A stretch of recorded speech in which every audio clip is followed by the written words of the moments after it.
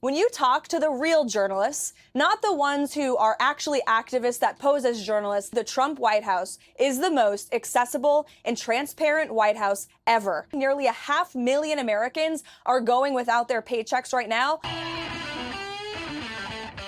I have a few clips lined up for us of Karoline Leavitt on Jesse Watters as she continues the MAGA Cope tour of defending the corruption and failures coming left and right from this administration. If you can, leave us a like on the video. It helps us out a ton, gives us a boost in the algorithm, and let's just get right to it. It's the Democrats who created the broken healthcare system in this country through Obamacare that has led to rising premium and costs. It's this president, President Trump, who is taking on big pharma, who is cutting deals with them, who is working with insurance companies across the board to bring down the cost of healthcare in this country. But he's not going to have those conversations until Democrats simply vote to reopen the government. There are damning consequences every single day. Nearly 500,000 Americans are going without their paychecks right now. President wants to put people back to work, and he's calling on Senate Democrats to do the right thing. I love that Obamacare has become this faceless, nefarious being that Republicans can just invoke as the destroyer of healthcare, and MAGA will believe them because they're not very bright, won't look into it at all,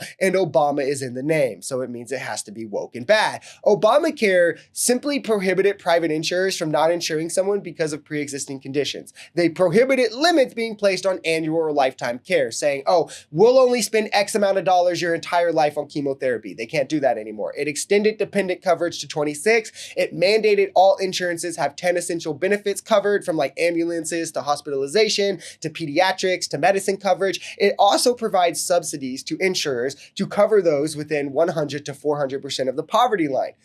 How does any of this ruin healthcare? Can anyone tell me? The problem, right, is clearly all the power is on big pharma.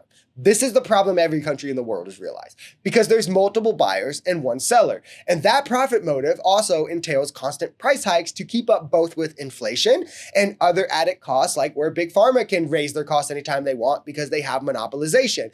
This is why every country with a single payer system has cheaper costs than us.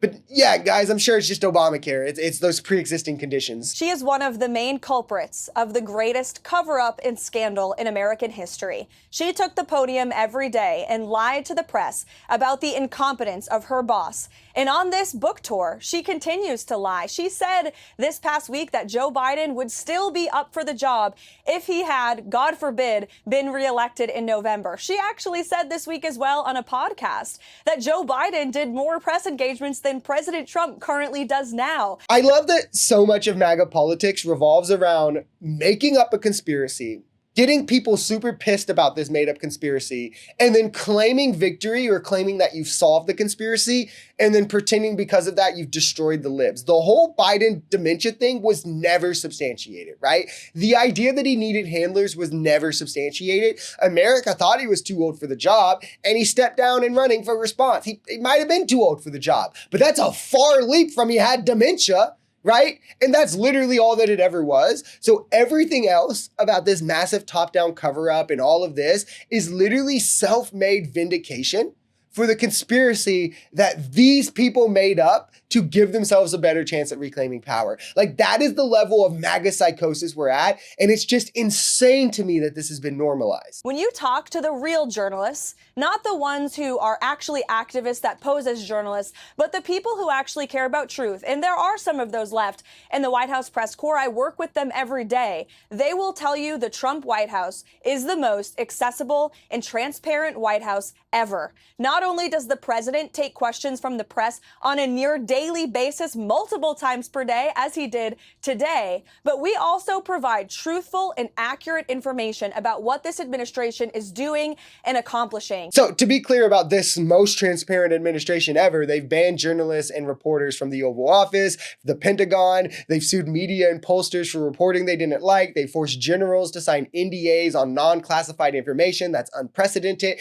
They fired a BLS commissioner for releasing accurate job numbers just because they were bad. They are removing whistleblower protections in the Pentagon. They've been caught in numerous lies. Remember when they couldn't return Abrego Garcia? But yeah, guys, they're the most transparent administration ever because Donald Trump loves attention and being on camera.